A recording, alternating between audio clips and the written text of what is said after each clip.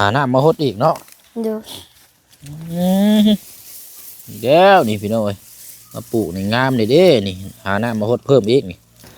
พร้อมหน้าพร้อมตาเบิ่อยู่บ่มื้อนี่เขาไปแล้วเขาทางไม้กับแม่เขาไปเฮ็ดสวนแล้วเนาะบ่อยู่ชับอันนี้เนาะสวนอยู่ใช้กับไก่บ่ลูกไก่มองกันข้ามไปมองพุ่นบ่โดยเป็นกับดันเซนโอ้คันว่าเซนี่ก็มองผู้ได้แลนด้วยอันที่ดินของทางประตู7 ปีผู้ได้นี่เนาะ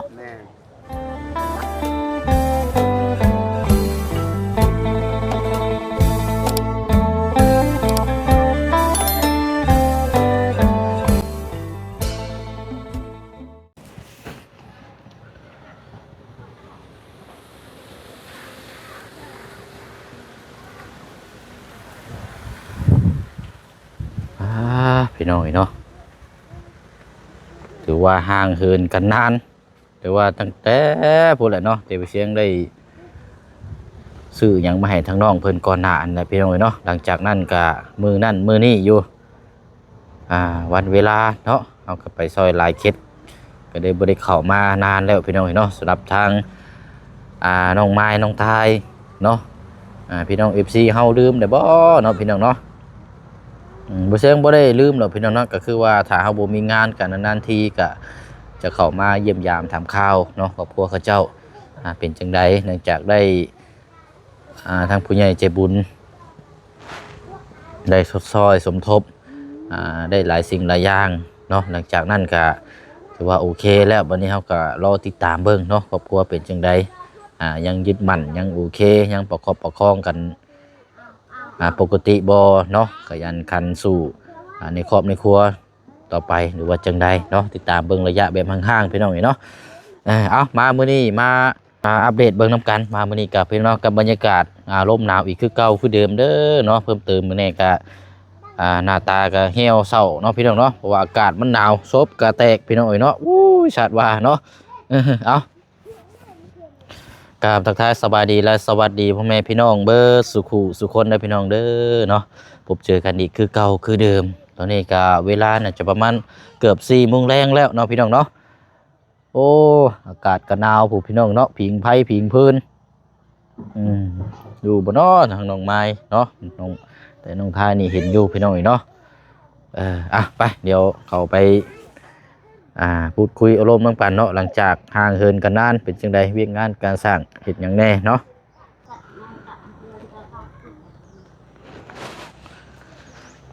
โอ้คักแท้ตัวน้อยนี่เนาะโอ้อยู่หิมทางนี่เรียบร้อยได้นี่โอ้ตัวงามครับตัวเทิกบ่คือตัวแม่นี่ตัวแม่โอ้บ่ปานใดสักคันตัวแม่นี่คันตัวเทิกนี่คืออยู่เนาะป้าเป็นจังใดเนาะบ่ได้พบเจอกันนานเลยอยู่ดีมีแห้งสบายดียามค่ำยามแรงเนาะปูนเบิ่งทั้งหน้าแข้งขาขาวโคนโตนอยู่เต้าไปท่าแป้งมาบ่มาได้เฮ็ดสวน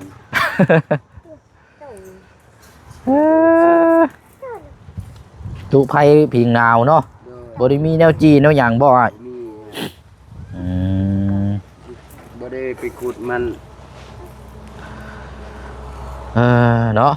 เอาเนาะมาเยี่ยมมายามบ่ได้มีหยังทางผู้เชี่ยวกับมีแต่ข้าวต้มขนมเล็กๆน้อยๆบ่ได้เข้ามานานเลยพร้อมหน้าพร้อมตาเบิดอยู่บ่มื้อนี้เขาไปแล้วเขาทางไม้กับแม่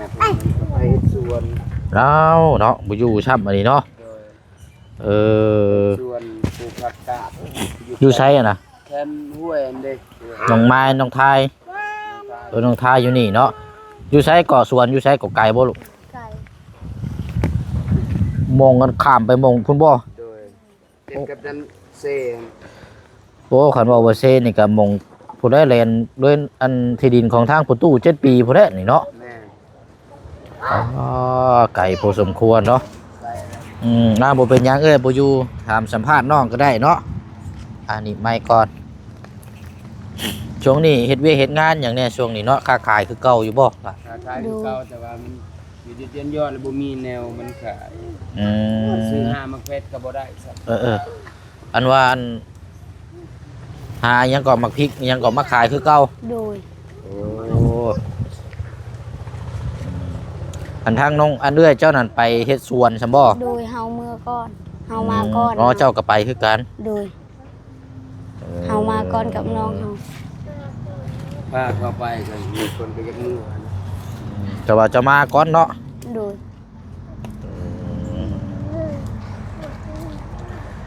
เป็นยังไงทางนั้นยิ้มไปเปื่อยอยู่สบายดีกว่านี่กว่าเฮ้ย ว่าดี บ่เลยว่าอยากขนมน้ำอาบอยู่บ่น้ำนะ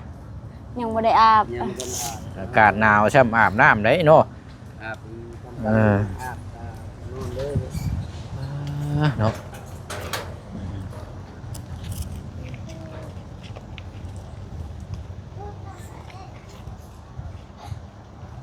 ปกติเบิดคือเก่าบ่อ้ายเพิ่นชาลานเป็นเนาะ เดินคือเก่า โอ้ยเอาดีแล้วซะเนาะ จะได้ลา ปรับคองสู่ที่ไปเห็นงานไปเนาะ เดิน ค้าขาย เอาบุเชียงชื่ออันนี้มาฝาก ขอบใจ แบ่งกันกระดาษเด้อมันจะขนมมาแล้ว ยืนยัน อืม เห็นการทีมงานของน้องก็ดีใจหลาย ว่าบ่ได้คอยมีเวลาเข้ามาเนาะ เดิน กับนานๆที่นะสิเข้ามาเยี่ยมยาม เห็นน้องเข้ากัน เป็นยังไงคือเศร้าแท้นี่หนาวบ่ บ่ได้เศร้า ฮะ หนาว บ่ได้เศร้าบ่ โดย คือแบบคือคนเศร้าคนหยังแท้ บ่ 12 ปีแล้วเนาะ เดิน เออ จอง ซ้ำกันได้กำนันน้องออยเนาะ แม่ รุ่นเดียวกันนะเจ้าเนาะ มันก็เลยว่า มันก็แบบคนน้องอ้อยน้องอ้อยแต่น้องอ้อยนี่บ่ บ่ ของอายเห็นบ่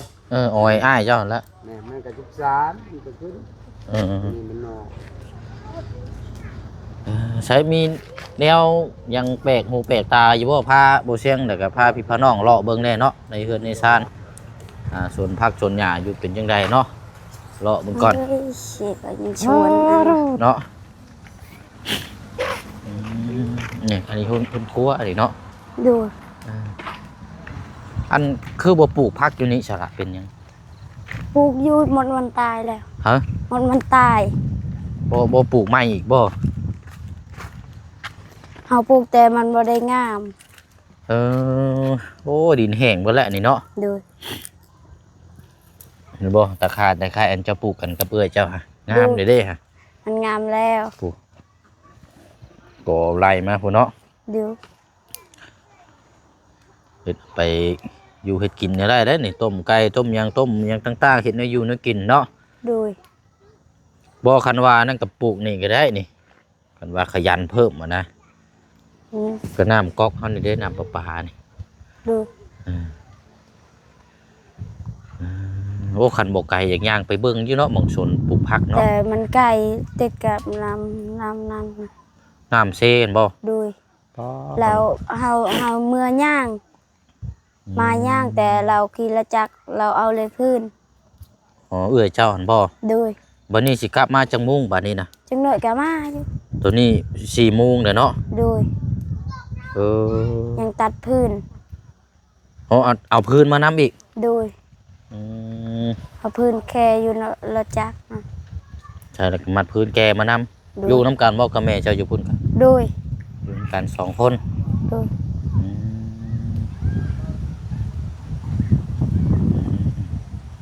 เป็นยังไง โอ้โห เอ้า มันบาด บ่แม่นแพ้หยังบ่คือดำแท้นะ บ่ อืม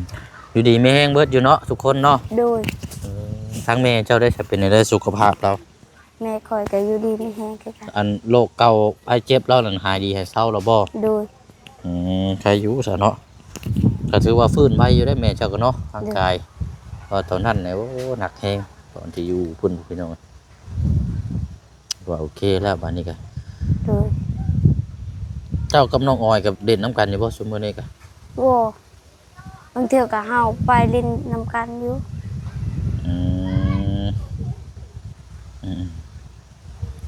ผมบ่ได้เข้าไปได้ถึงในทางน้องออยกะพี่น้อง FC ก็ถาม ข่าวอยู่เราอยู่เฮือนอยู่บ่ บ่ฮู้ ช่วงลายนี่อยู่บ่ คนลายนี่ก็เราอยู่ อืมอยู่ไหนก็อยู่เนาะ โดย เอาเว้าแล้วก็อันได้ปลูกแล้วก็ว่าอย่าคอน้ำเลยล่ะได้อยู่บ่ ขอได้ บ่จะไข่ได้ โดย เพราะว่าเสียงสิเอาไปกินเมี่ยงได้ไปตำเมี่ยงก่อนเพราะว่าเบาบุญไปอยู่เฮือนน้องสอนนั่นแหละพี่น้องนี่หัวจังไข่อ่อนๆนี่เนาะโอ้คักอีดีนี่เอาฮักเบิ่งอยู่หั่นล่ะเอาโตก็ฮักได้อยู่บ่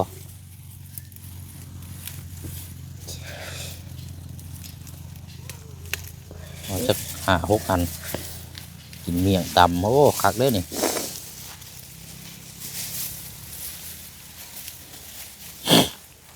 วัดเป็นไอโอ้ยได้บ่โอ้มันต้องมีสูตรได้หักนี่นี่เบิ่งมาจับกล้องก็ได้เดี๋ยวไปเชียงสิลองหักเบิ่งเอาหาหน้ามาฮดอีกเนาะ โดย เดี๋ยวนี่พี่น้องเอ้ยมาปลูกในงามเลยเด้นี่หาหน้ามาฮดเพิ่มอีกนี่งามมาฮดเพิ่มนี่ก็ทางอันมันก็เดี๋ยวมันก็แตกอีกนี่ไปคายน้ำมันนี่มัน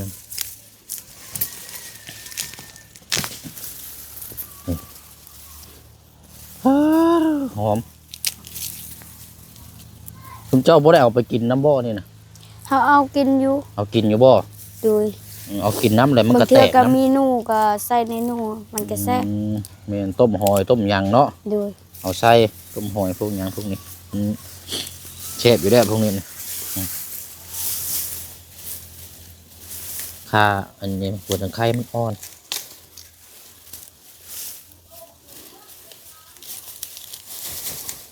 อึ๊บนี่แตกพอนั่นก็ใหญ่เลยเนาะ โดย นี่บุจุกอแหละทุกคำมานี่มงโซนแถวนี้นี่หนาวแห้งอยู่บ่หมองขางเฮือนเจ้า หนาว เพราะว่ามันบริเวณอยู่ในบ้านเนี่ยเนาะ โดย เฮือนจะอยู่นี่มันอยู่หมองอันโล่ง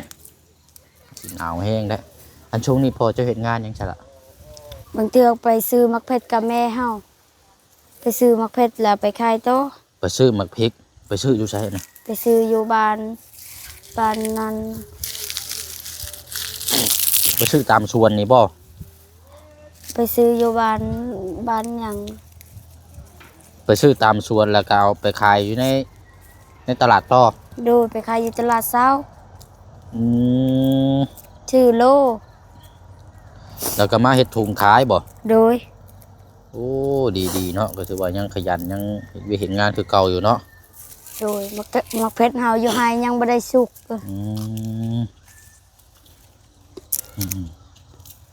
โอ้ยมัดบ่ได้ซ้ำนี่บ่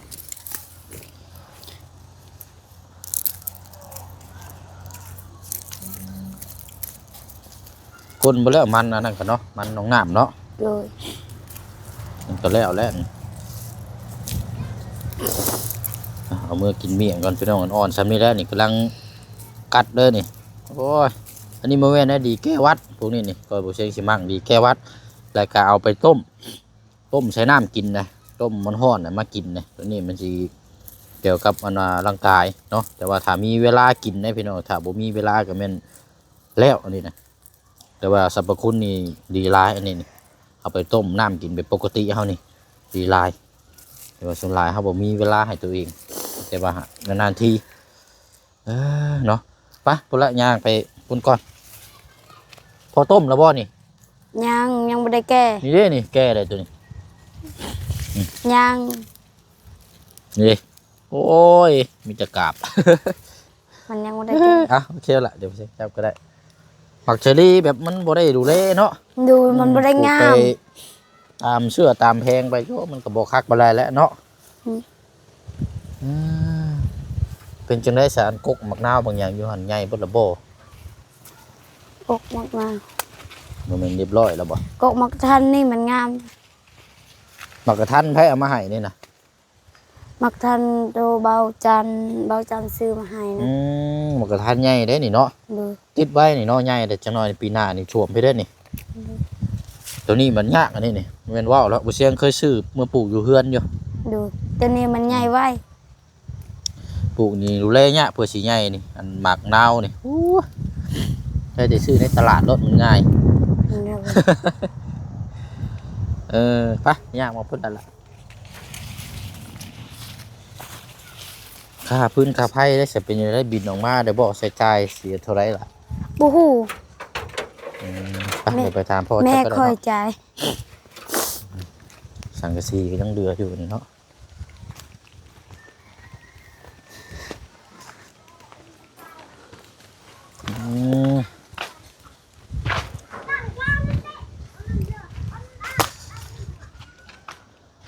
โอ้เนาะช่วงนี้เอากองไผ่เลยเป็นอันนี้เนาะ แม่นมันหนาว อ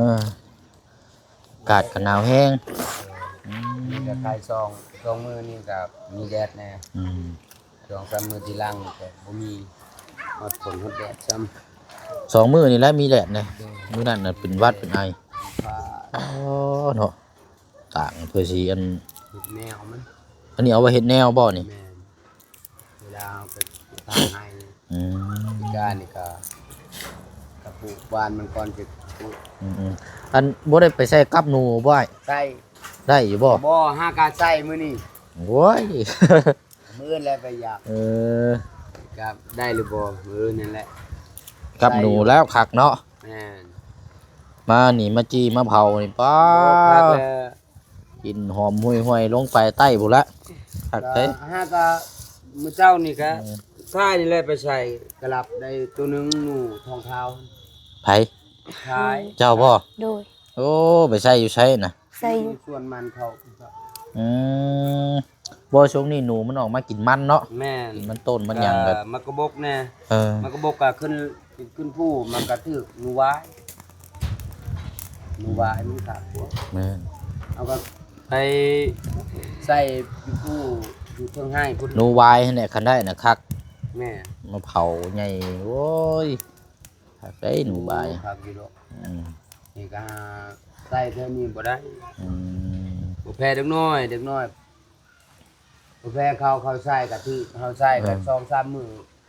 บ่ได้ถึกหยังเลย แบบอันสิเว้ากับบ่ค่อยมานเนาะ แม่นบ่แพ้เด็กน้อยก็คือเขาน้อง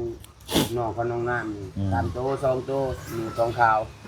พอได้อยู่ได้กินอยู่เนาะ แม่มันก็ได้ทุกมื้อเฮาก็ใส่อยู่3มื้อก็บ่ได้แต่มื้อน้อยมื้อแดงๆนั่นน่ะ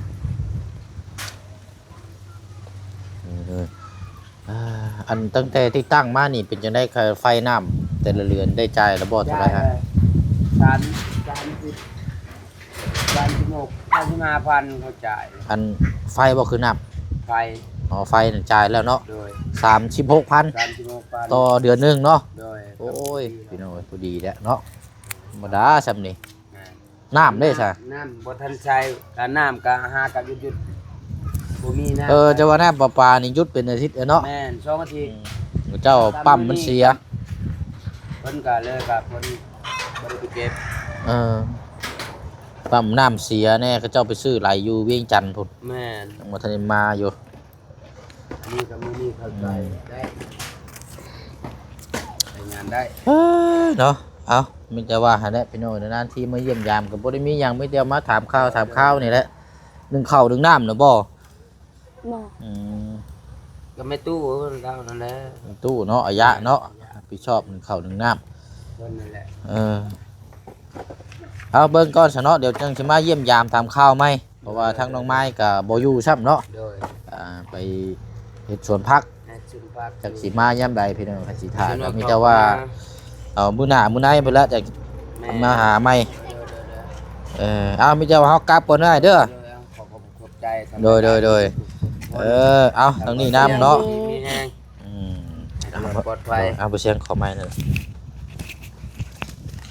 บ่เห็นโดนน้ำบ่เห็นเบาเสียงเข้ามาว่า แม่นมัน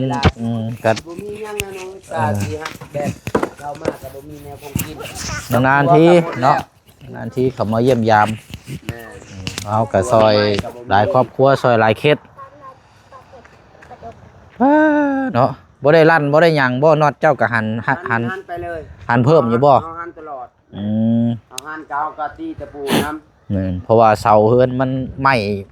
หยังก็ห้องน่ะไหม้ดิบเนาะวันนี้เวลามันห่าวอะไรยามมันน็อตมันคาย หันเบิดทุกตัวแล้ว ก็นอนมันเฮาก็ขึ้นกับมันก็ติ้งยุงเล็กยุงนิดอยู่อันนี้เฮาหันก็โอเค แม่นหันใส่น้ำมาแล้ว ตีดอกเฮาก็เพิ่ม2ดอกเป็น6 พอมันลมมาเพราะมันบ่ติงเนาะ แม่